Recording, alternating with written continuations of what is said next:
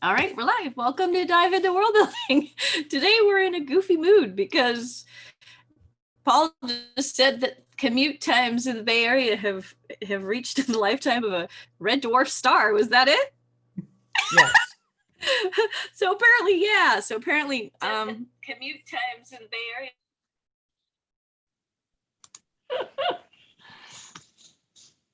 Oh, did we lose Juliet? Right at the She'll be beginning? back.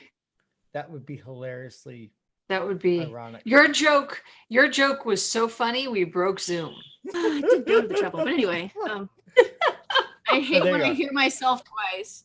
All right, fixed that. I'm here. I swear. Okay. Yes, and so we're talking about time, specifically the way that we depict time passing in text. And I have lots of thoughts. This is a topic that is both on the sort of abstract level and also on the technical level, because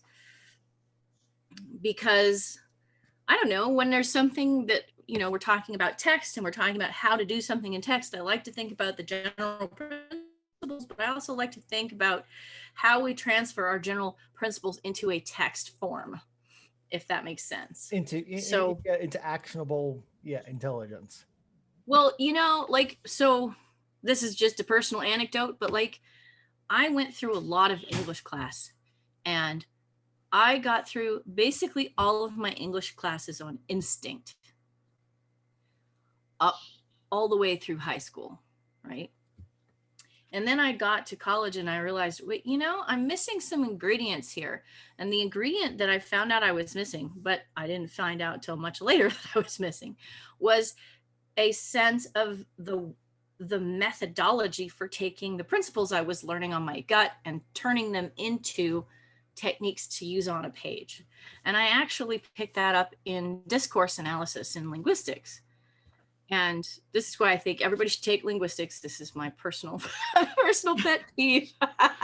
We should take linguistics in junior high school. That's my hill to die on. I keep saying it to people, and because I'm not an educational policy, it's not going to happen. But anyway, there we go. That said, I always try to take a technical view on these sort of general writing things. So time passing is one of those things. Mm-hmm. You can have all kinds of time passing in books. Sure. You have time leaps. You can have time leaps happen between scenes or chapters. You can have time leaps happen within a chapter or even between two sentences. It's just about how you decide to do it. And I have my own personal preferences, as do, you know, authors tend to have opinions on how they want to do that. Does this make you think of anything off the top of your heads? It makes me think of, you can do the most didactic approach, which sometimes is off-putting, and just say 6 hours later and just state it out there. This is how much time has passed. Mm-hmm. Versus the more before, instead of using cue, or you could use cues of various kinds to show that time, be it hours, minutes, days, years, centuries, have elapsed. So you make a good point there. This is where we intersect in our Venn diagram with show, don't tell, or show versus tell. Mm-hmm. Sometimes it's just the best thing to do to say later that day. Right? Because you can get the job done in 3 words, bam. And you don't need to do extra work there. Right. Right. Or you can say, you know, next thing they knew, it was this time. Like, I love doing that. I love it. It's like, and she blinked and then it was 3 hours later. When I have to have time pass, but it, you know, that's if somebody has an activity that they're deeply absorbed in, etc. You can kind of say, oh yes, the time is going to pass quickly and my character is not going to notice it, which means I don't have to spend a lot of text on it. I mean, you can also, and always, especially for shorter forms, you can do triple duty if you're going to show time passing by means of something other than just saying 3 hours later. Like the football, you can say, okay, the football game wound down, and the character sat back in this chair and thought, well, that was a waste of time. And for American readers, okay, you know about how long a football game lasts, so you know 3 hours have passed. Yeah, yeah. And you've established the character likes football, football exists in this universe, and that they didn't particularly enjoy the last football game. But Right. I mean, that won't work for readers who are not familiar with it. A UK reader might wonder, well, how long was that game actually? Well, so okay, I'm going to take this a little bit further. There's a theoretical game in book 2 of The Broken Trust. There is a game called Target Ball. Okay? Okay. And Target Ball doesn't exist in our world. So who knows how long it lasts, right? Sure. However, you can cross-pollinate sports terminology in sneaky little ways. So for example, I think I sort of said that the first quarter was over in one spot to pinpoint the time. Sure. Right? Mm-hmm. Certain kinds of sports have quarters. Sure. Right? Yep. And so if your reader is familiar with the types of sports that have quarters, that will give them a piece of information that they can apply to Target Ball. It has 4 quarters. Actually narrow down quite significantly the number of sports that it might resemble. Right? Right? Right. So, yeah.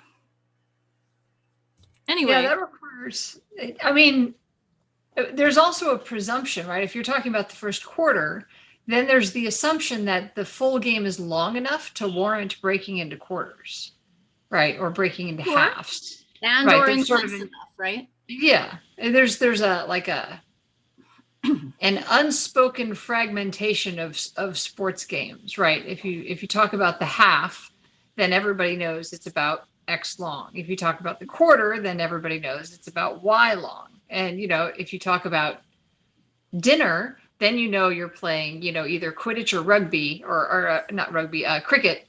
And it's yes, one exactly. of those month or American baseball, even one of those, like when you start talking about things like innings, right? Mm-hmm. That this is long and there's lots of subdivisions to it. So, yeah. So I guess what we're talking about here is that we're talking about how single words or small phrases will bring with them an entire schema associated with a much larger contextual framework that we have as participants in the real world. Now, right. There are people out there who don't know these sports, who can't bring up specific sports that might have quarters, etc. But when you're talking about a time period that you're referring to, you can give many readers, even non-sports fans, kind of gist by referring to that. Right. So there's that. I mean, you can also do it in small other details where the exact amount of time is not needed, but you can kind of apply a thing like the next thing you knew that they knew the dregs of their tea were cold. So it takes time for tea to cool down. You've established time has passed. You don't have to say 14 and a half minutes later, they got up. Right. So, and one of the things that's associated with very specific measures in a general sense is that you have to commit to a measurement, right? When you're working in secondary worlds, it's often very helpful to try to use non-specific measurement, or sort of like, it was 3 paces away as opposed to 3 feet, which gives you a very analog feel and is often associated with fantasy, versus centimeters, which has got a very sort of digital feel, and it's got often associated with Earth Earth exists type of science fiction, right? Mhm. So those kinds of measurements, I mean, time is, we've got a pretty global agreement on how to measure time, which is, I think, impressive, actually. And it's so odd. It's such an odd medley of measurement lengths. 60 seconds to a minute, 60 minutes to an hour, 24 hours to a day, 7 days to a week, 365 days to a year. I mean, the year is kind of based on the solar year, but the rest of it is arbitrary and all different weird numbers that don't. I mean, they're not arbitrary though. Well, okay, now, Albert. Okay, so 7 days. Somebody decided that a long time ago. Right, but they just seem to be very, very orthogonal to each other. 7 days to a week is a quarter of a moon cycle, but the whole 24 hours in a day, 60 minutes to an hour. Well, okay. It's not we're on the rational. The 60 minutes to an hour and 60 seconds to a minute came from Babylon. Right, as did the 7 days. So it is a truly multicultural measurement. What we do is we come up with a thing, and when it works well, we stick with it long beyond the time when the original number system that allowed that to work is gone. This is the number system: 1, 2, 3, 4, 5, 6, 7, 8, 9, 10, 11, 12 times 5 is 60. So you can count 60 on your fingers relatively easily. Now you can go off and do that when you're like, keeping score and stuff. But the Babylonians gave us a concept. We stopped questioning it, and it's still here. I'm assuming that you're going to want to speak in seconds and minutes to make things easy for your reader. But people don't always. Werner Vinci didn't. Right. Wasn't it Werner Vinci who had he used multiples of seconds, megaseconds and whatnot, but that was like kiloseconds or something. Right, but that's a science fiction context. Yeah. I'm trying to think of a fantasy novel where the author came up with different measures, and it's not common because it's hard for a reader, and it's just easier just assume it's all in translation, that they might be talking about some other measurement, but it's easier to translate it as 3 minutes rather than whatever unit they use. It's an extra work on the reader to have to come up with extra units of measurement for time that we're not used to. Science fiction can get away with it because it helps ground the reader. Like, yes, we're so far in the future, they don't know what minutes and hours and days. It's doing a job, right? Yeah. Mm-hmm. Were you going to say something, Kimberly? No, I was thinking one of the things I see pop up in fantasy is sort of this reversion to sort of old school abstract time measurements, right? So meet me when the sun is 2 fingers above the horizon, right? Those kinds of measurements, which do have a translation into minutes and seconds. It's just that most people don't know them anymore, right? But it in fantasy in particular, that's the direction I see it going, rather than a alternate time methodology. It's usually a non-tools requiring time methodology, right? Right. Well, fantasy is often backward looking in terms of its setting. I'm not going to say in terms of its social issues, because those are kind of ongoing, but you have people often using old English measurements in fantasy, or measurements from a couple thousand years ago in another culture of the world. That happens too, right? But you get these sort of older traditional measurements in the fantasy context, and sort of more modern feeling measurements in science fiction. And I think that's deliberate, because what you're doing is you're hanging a flag on your genre at the same time that you're writing a story. Yeah. So you're world building with it. Right. You're setting a time and place, right? So if you're talking about leagues, that's going to put the reader in one mindset, right? Versus talking about kilometers or miles. Yeah. Yeah, League sounds more fantasy. And Yeah. for the broken trust, I just reassigned values to seconds and minutes. I was like, yeah, we're gonna have seconds and minutes, but their length is going to be determined by something within that world rather than by something in our world. So, you know, there's a star that has fluctuating light pattern every second, roughly. Right. And so they decided that was a second. Right. That right. That's a very like almost like 18th century French Revolution sort of look at establishing units of measurement, like when they established the meter and the kilometer and the kilogram, and attempted to reestablish the calendar, which is an interesting bit. The French Revolution tried to make their own calendar and it didn't work. But kilometers did. That's fascinating that length did, but changing the length of time failed utterly. Too, right? Yeah. So like, why is I mean that's the whole thing itself. Why are people resistant to changing how we measure time? Why are we so conservative about that? It's an interesting question. I think one of the reasons, well, one of the things that's interesting about that is that I often hear Americans talking about how we didn't adopt the French Revolutionary calendar as part of the sort of American discourse of we like to put down the French.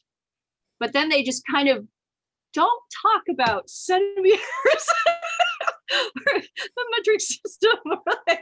Oh, guys. Anyway, yeah. Okay.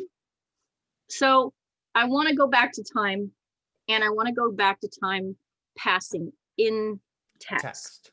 Right. If you have something that's happening, an event that's happening in your story,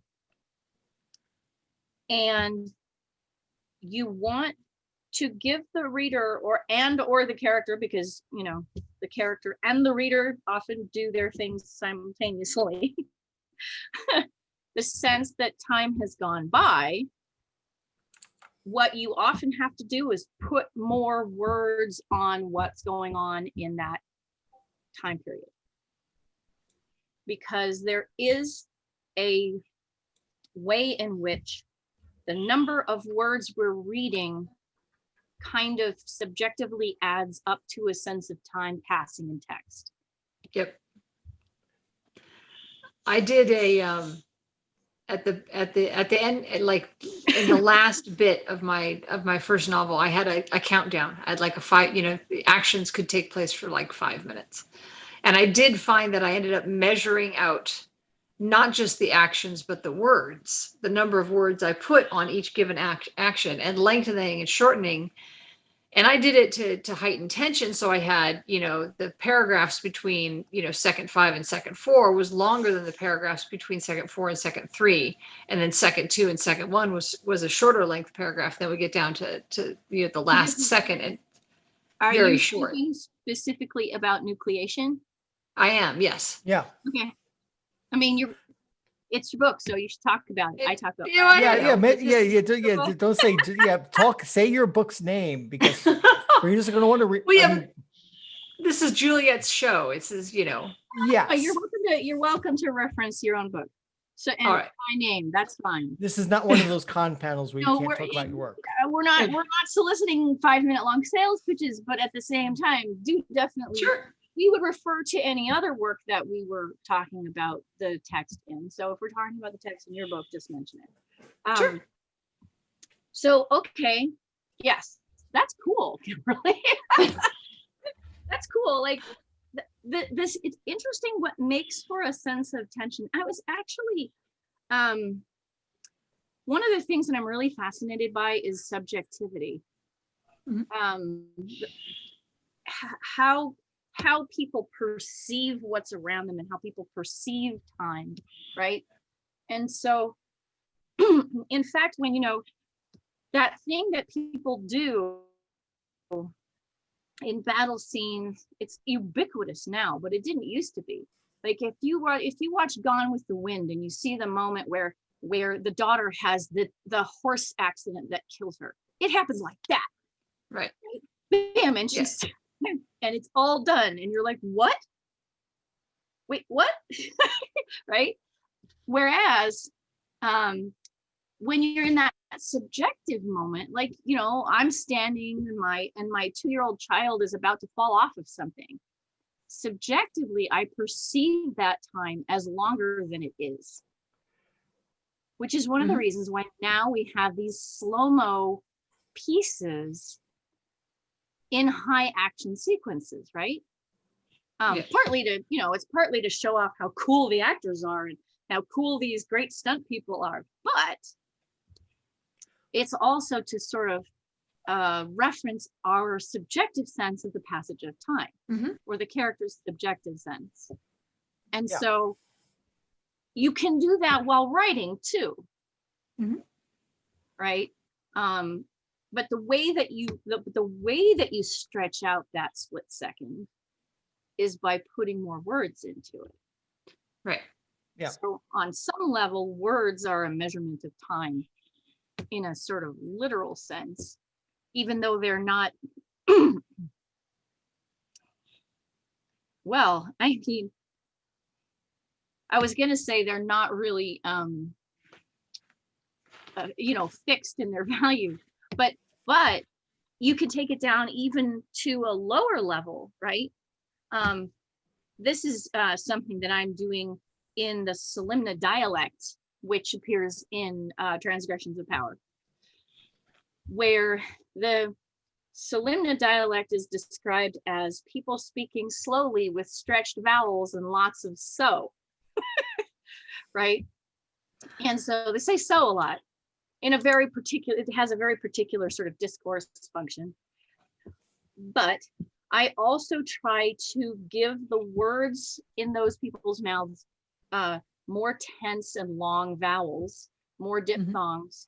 If I can substitute in a word that has a longer feel to it, or a longer word, right? Because you can choose a longer word, or you can choose a word that's less like called and more like named, right? I swap those things out so that when you're reading those dialogue lines, you have to slow down because in your mind's voice, those words will be coming out more slowly. Right. So you're stretching out the time. Yeah. And I'm trying not just to say, hey, they spoke really slowly. I'm also trying to force the dialogue line to come out of a person's mouth slowly. Right. Yeah. Reflecting you're it. trying to show, not tell. Yeah. It's like. It's a linguistic. You're demonstrating the draw. Show, not tell. Well, yeah. I have to put in my 2 cents about show, not tell. I really don't think it's very useful as a general piece of advice, because by the time you understand it, you don't need to have it explained. And when you need to have it explained, you really can't understand it. Yeah.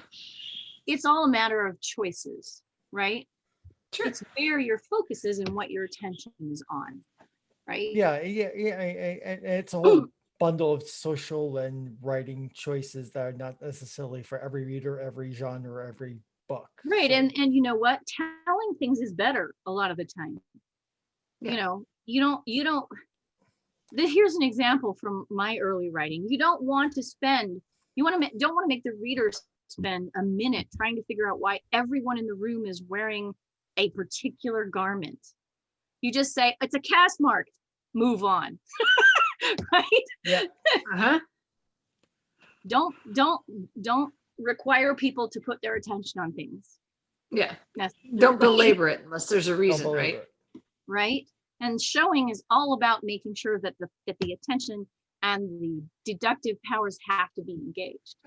Right. And that is actually related to our topic too, because if you're telling, sure, things happen very quickly. If you're showing, things happen much more slowly. That is true. And in the telling versus showing, you can start to get character in your writing, right? You tend to develop a voice over time. And so the way you handle that sort of feeds into the development of that voice, right? There are authors who, tend to describe time in certain ways across all of their works, or they tend to have certain sort of mannerisms when talking about things like time that you can pick up on if you've read, across their entire body of work, and they become familiar, and okay, well, it's occasionally jarring, in fact, when you run into an author that you've sort of gotten used to the way that they do the scene setting and the way they take you through the paces, and then you read a different book of theirs and they've gone with a completely different choice. It's it's a little surprising and unsettling because you were used to yeah, exactly, like, who is this language, wait. Yeah, no, exactly. And sometimes it works, right? If you have a fantasy writer suddenly writing in science fiction, it's a good jump. It's a good jump to have, right? Is that conscious, deliberate variation between the two. But sometimes you don't. I'm going to mention one more thing. There's one thing that I very deliberately chose not to tell. I chose just to show, and to show in the most under the radar way that I could possibly do it. And that is that Varney work in base 8. Yeah. I like that. So I know Paul noticed it without being told. And the way that I decided to show it, well, first of all, I decided to show it because I thought to myself, if I tell people, it's not gonna help. Having this conscious knowledge doesn't actually help anybody understand the story. Sure.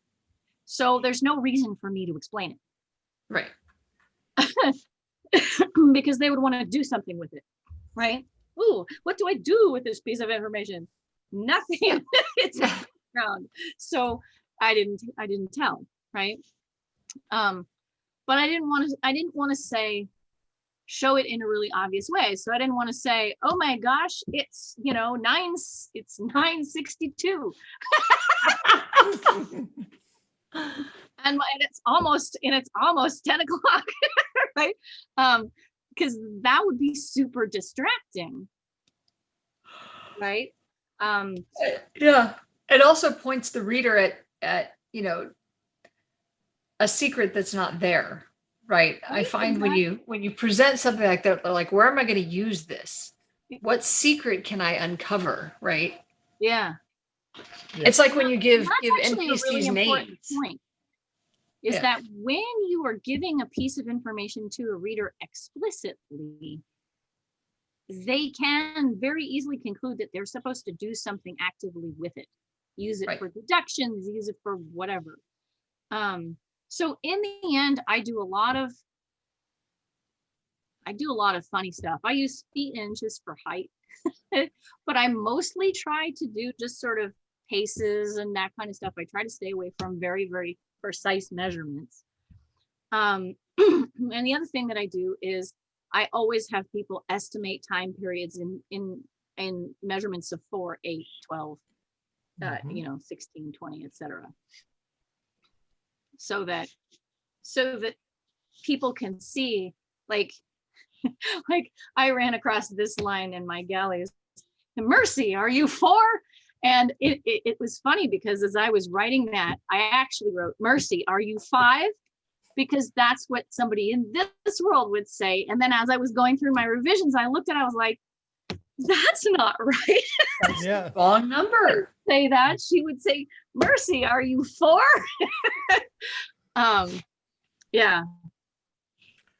All those offhand estimates of time.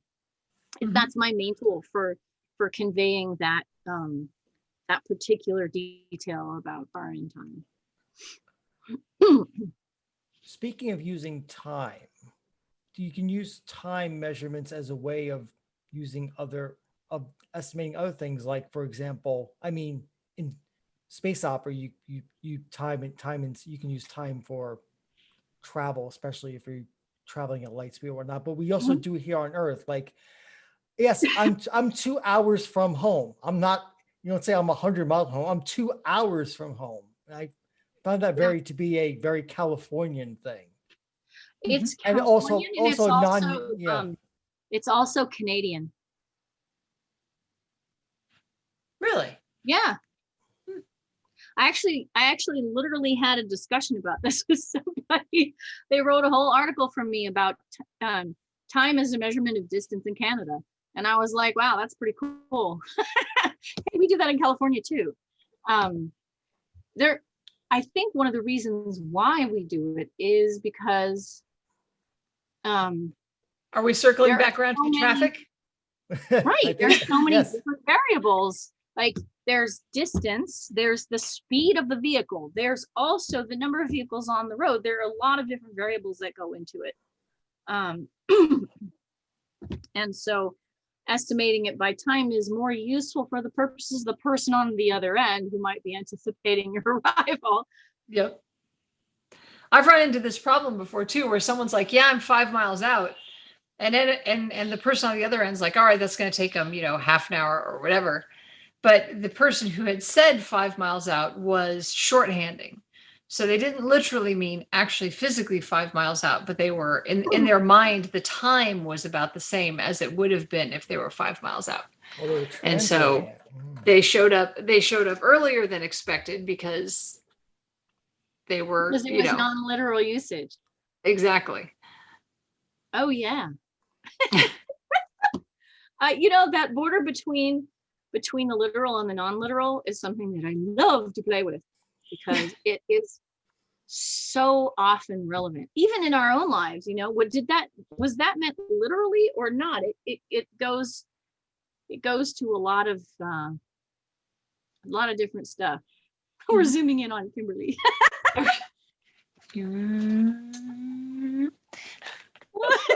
Oh, there it goes again. That's yeah. So I'm trying to think, is there any other, so we've talked about science fiction and fantasy and passage of time. Oh, I remember. This is a cool one. Okay, so Cliff has arrived. Hi, Cliff. So he's in a TARDIS. How appropriate. How appropriate. Time. Yes, so I'm late, so of course I'm in a time machine. Sounds good. Oh, and now I've lost my thought. You have the I have a companion though. Oh shoot. If you're the doctor, you must have a companion unless you're Tom Baker for periods. Right? Is a companion requirement. Now I'm going to try to see if I can think of that thing that I was very excited to say. Well, let's see. You were fnoodling about time in science fiction and fantasy. Oh, yes, I thought of it. Thank you. Sure. One of the really, really interesting things about The Handmaid's Tale is the change in the passage of time that occurs when the story changes from present tense narration to past tense narration. Have you guys ever noticed that? It's been a long time since I've read the book, so tell us more. Okay, so if you go back and you look at this book, you will notice that at the beginning of the book, when Fred is in this room and basically lost to time, is that the narration is in the present tense, and there's a lot of focus on little tiny setting visual details and words spent on those. But at a certain point, the entire narration changes into past tense narration. And when I read it for the first time, it totally threw me off at first. I was like, what? We've changed tenses now? So literally what happened was I got tossed out of the story and I went, okay, wait a second. I'm sure this was on purpose. So I'm going to go back and I'm going to see what happens, right? So I went back by a couple of pages and then I read over it again. And the thing that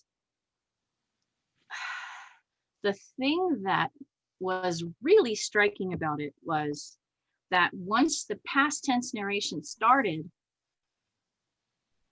you felt like she had goals and she had drive and she had motive instead of floating in a timeless space.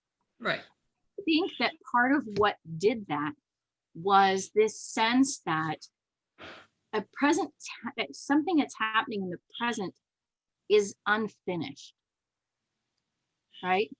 You're laying the track in front of you rather than it being already done. Right. And then when you're working the past tense, you've accomplished things. Right. Things have happened. You're recounting. Yes. Yes. Yeah, I should almost go back and just do a little ridiculously close look on that piece of text, because it was so fascinating when I hit it and I read over it again, and I was like, this is really clever. And my opinion of Atwood's ability to, control fine nuances textually went way up. But that was really cool. And that was a time passing in text question, right? Cliff, did you have something to say? You raised your hand. I'm a little confused. Me? No, just adjusting. Okay. Just Virtual hand raised, but we don't know why.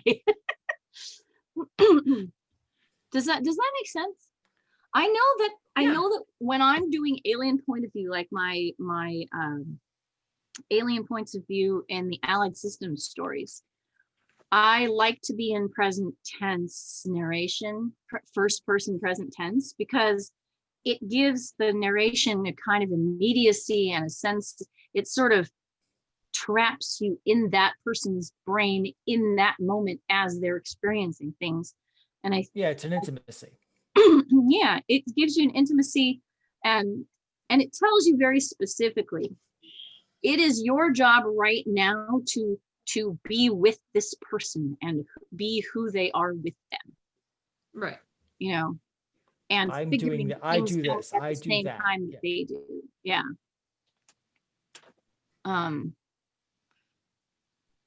The the voice I use for the Varan books is a past tense narration that is tuned to minimize narrative distance.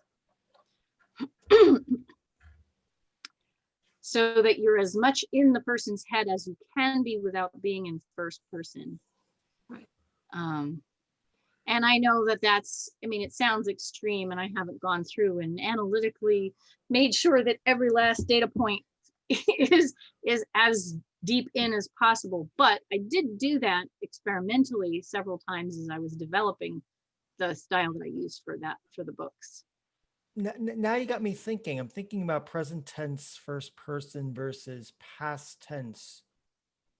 As far as being able to show the passage of time in the present tense, it's hard because it's hard to capture that lots of time is passing, because because it feels like the 1 second per second if you're in a present first person present. Yeah. So saying that 6 hours, and you almost have to resort to exterior things 6 hours later in order to keep that sort of first person point of view. Whereas past tense, you can use all sorts of tricks to move time past. But if you're trundling along into the future with the narrator, it's hard to warp speed that without resorting to breaking out of that text. Yeah.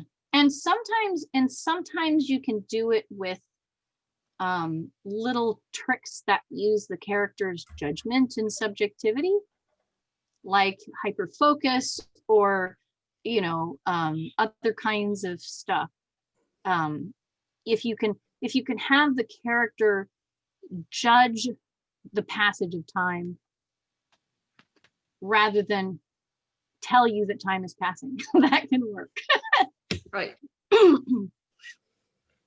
But yeah, it is more challenging. And as I continue to drive east, I see the sun sinking towards the horizon behind me, casting an orange glow. So you're Yeah, saying- you know, I watched my shadow stretch longer, you know, that kind of thing. Yeah, but past tense is easier. Like I watch my stretches. I watch my stretches. It feels much more stretching out every 1 second per second. I watch my shadow stretch out. Feels almost like, yeah, you're watching it moment by moment again. It's hard. That's hard. It's like because you're- watching paint dry. Well, watching paint dry. Thank you, Kimberly. Or the- you can actually have so I have my character Ruli, who's the wolf guy, alien guy, and he will often indicate the passage of time by talking about the rhythm of his footsteps. Yeah. The rhythm of my footsteps blends into the sound of the wind, or you know, this kind of stuff. And my shadow stretches longer, or whatever. Yeah. But he's describing the subjective experience of witnessing the passage of time Using sensory input. Yeah. rather than telling you that time is passing. Yeah, but like it's not even just sensory. It's yeah, it usually has some form of I'm worried about it, or I'm enjoying it, right? Like when his footsteps are sort of beating out the time and he's in the zen of running, he feels very happy, right? Yeah. Mhm. And so it's a judgment thing as well as a sensory thing, and it does end up showing the passage of time. So my favorite jump cut in all of literature, and I was just looking for the book, and I don't know where I put it. It's either Mind Players or Fools by Pat Cadigan. They're both in the same universe. And Okay. it's been a while since I've read them, and so I don't remember whether it's Mind Players or Fools. But there's your main character, and then there's the guy she's interested in, and this goes on for a couple hundred pages, and then in the middle of the book, in the middle of a paragraph, she says that basically they got together, and then after the divorce, blah blah blah, and the story goes on, and that's in the middle of a paragraph. It's just awesome because the level of cynicism and sort of paved over hurt that is buried in putting her divorce from this guy in the middle of a paragraph, in the middle of a chapter, is just off the charts. It was just so in tune with it. Like 3 years passed by, you know, in the middle of a paragraph, and it was just lovely. I think that takes us back to this question of subjectivity, right? Because what you're talking about, paved over hurt, that's the paved over hurt of the character, right? Yeah. It's very, I find character judgment is one of the most powerful things out there in terms of getting stuff done with text. and that's about passage of time, but it's also about subjective experience, and it's about a person is sort of trying to forget a particular period, right? Or maybe, you know, and look, I had a subjective blip, and now we're on the other side of it, and that never happened. But it's very telling, right? And it's not just time jump, it's also a piece of characterization, which is why we bow to Pat Cadigan and go, you are amazing and awesome. Right. Now I'm thinking now visually rather than text. I'm thinking of montages in films. I'm thinking of Citizen Kane in two ways they do it. The changes in the dining room table as the canes drift apart. And earlier than that, it goes 12 years between Merry Christmas and Happy New Year. 12 years pass in 4 words. It's beautiful. Yeah. Studio Ghibli films have this very specific technique that they use to show that some time has passed, and there will be basically a shot of dripping water, or a snail climbing up a stem, or or some kind of surrounding atmospheric action that's Grass growing. grass Yeah. growing, like things waving in the wind, or it will deliberately cut to that to show that several hours have gone by or some time has passed. Yeah. I don't do you see that in text a lot though? Sometimes you'll get a little sentence or so of description of Yeah, oh, the yeah, you surround- have to break. Yeah, Yeah, have to you break- get seasons changing. You know, the seasons change. Winter became spring, and then they Yeah. talk. Yeah. I just recently read Charlotte's Web to my older kids, and that totally does that. It goes through a whole year in about 150 pages, and it does it in chunks. You know, and it advances time by just saying, okay, it's the next season. You know, Well, and yeah. Spring pig becomes summer vacation for Fern, and then becomes fall and the fall festival, and then suddenly it's Christmas dinner, and like, is Wilbur going to be the main course or not? You know, and that's what the book is about. But so you have to get us from spring to December 25th, and then you go back to spring, right? And so it goes through a whole wheel of the year, but it does those kind of jump cuts. My favorite story for jump cuts is an old Ian MacDonald piece from 1998 called the days of Solomon Gursky. Well, I have it bookmarked here. It's The Days of Solomon Gursky. Okay. Yeah, which is like based on the poem These Are the Days of Solomon Grundy. Anyway, it starts in the near future, and it's a novella, and in the course of the novella goes to the heat death of the universe and what happens afterward. And because the characters are immortal, they've perfected human immortality. The character of Solomon Gursky goes from the near future to the heat death of the universe and beyond. So, like, you know, trillions of years zoom by in the course of this novella. And he starts with very close time, like a bunch of events happen in short order, and then followed by a few weeks, and then we skip some years, and then, you know, we start to skip millennia, and then billions of years.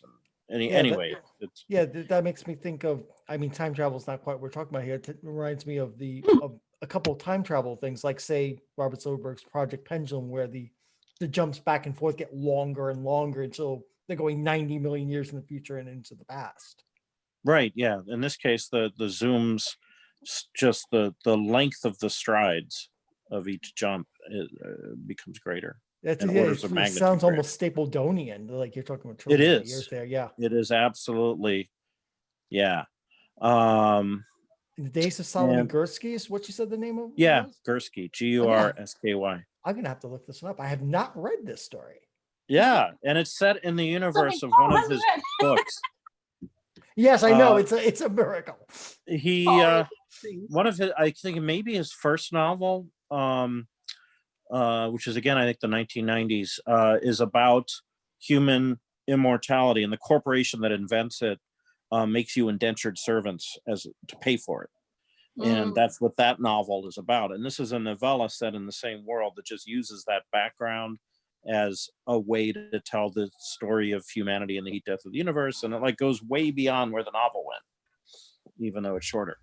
So that was really interesting. And visual storytelling, one of my favorite bits of time travel and visual storytelling is the music video for Video Killed the Radio Star by the Buggles, which was the first video showed by MTV.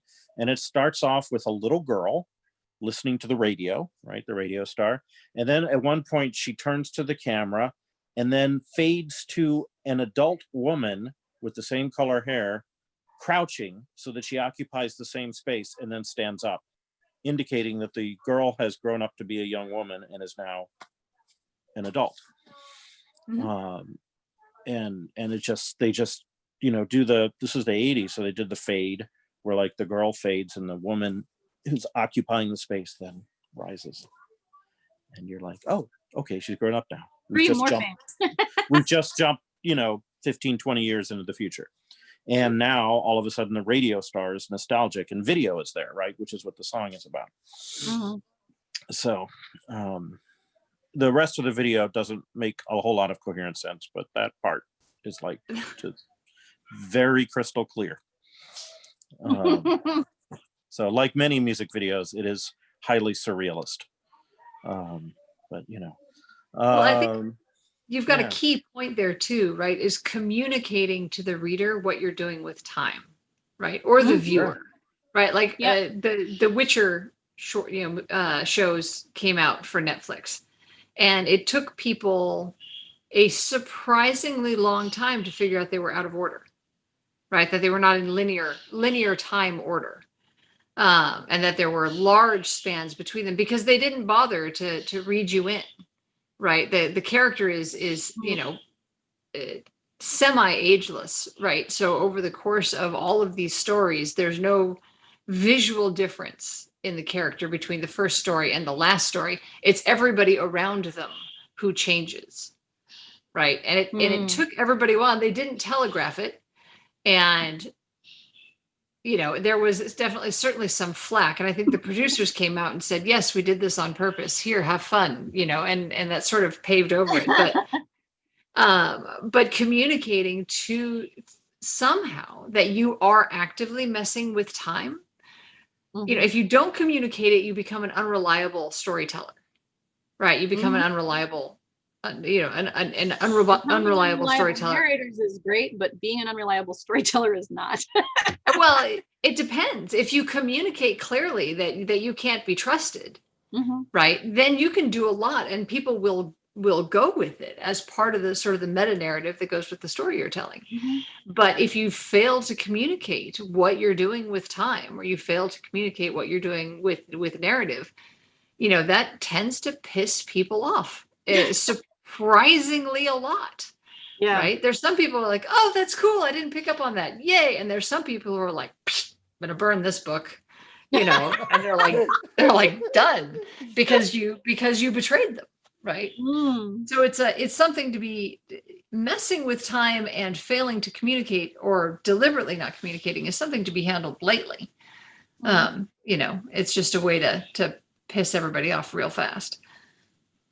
Yeah. And actually, one of the things that I try to do is to reduce. Well, so there was this period when I couldn't write short stories. Everything I wrote just kind of ballooned, and I thought that I needed to get the things that I wrote to be shorter. But one of the approaches I took was actually to develop an approach to scene structure where I have very intense, short snippets of a scene. Like, this scene is going to do this job for me. and then I'm going to go on to the next scene that's going to do a job for me, but I don't necessarily have to have anything in between. It's one of the reasons why I'm always saying to Kimberly specifically, I hate logistics. I hate having to get people from one place to the next. So I just rewatched Hudson Hawk the other night, which is one of the surprisingly good yet also completely terrible movies from like the 90s. Yes, with I Bruce haven't Willis watched it in years. But whenever they do a major location change, they do it by knocking him unconscious, and it becomes a trope throughout the movie. So like, first when we're in New York and the scene's got to go to France, bam, he gets knocked out and he wakes up in France, and they just cut all of that, and this guy gets knocked out like 8 times through and it's Bruce Willis, so he starts hamming it up towards the end of the film. Like, the first couple times it's a serious knockout, and then towards the end of the film he's doing like that weird wobble on the way down, and giving you that look, right, that he's got. So it's it becomes like this running gag throughout the film of, we're not going to bother showing you 8 hours on a plane. Whammo, we're going to knock this guy out, and ta-da, you're in Paris, or ta-da, you're in, at the Vatican. And so They just, they just We made it a just won't thing. tell you how he got through that to the transit airport. They don't tell you anything. It's None of that irrelevant gets covered. details. Yeah. And some of it's like, like they knock him out and then the next shot is him being dumped out of a box. And there's like, you don't know if he got there on a plane or a boat or a car. They dump him out of a box. That's all you get. And you can just, make up whatever you wanted in the meantime. But it's pretty effective over time. But also kind of hilarious. Yeah. Yeah, it's 5 o'clock, so we should probably wrap up. This has been fun. We're out of time. Almost. Yes, time passes quickly. We're having fun. Before we wrap off, did anyone mention Slaughterhouse 5 No. earlier? Not yet. Because We haven't Kurt talked about being Vonnegut unstuck just in time. tells you Billy Pilgrim has become unstuck in time. Yep. And then he tells the story out of order. Yeah. Right? And he just like says it in words and then he does it. And we experience the book in the order the protagonist experiences it, which is Right. out of order. Yeah. So, But it's established, right? I mean, he doesn't tell us, hey, this is going to be out of order. He just tells us, hey, this is not what you expect. he's unstuck Yeah. in time. It's a The cat. other brilliant structure is Use of Weapons by Ian M. Banks, which is alternating chapters with Roman numerals and Arabic numerals. And the one set of chapters begins at a point and goes forward in time. The other set of chapters begins with the highest number and goes backward in time to a double climax where the backward in time one has a revelation climax for the reader, and then the forward in time one has the climax that is the fallout of the revelation. I And like it that. works brilliantly. The two endings are a double freaking gut punch.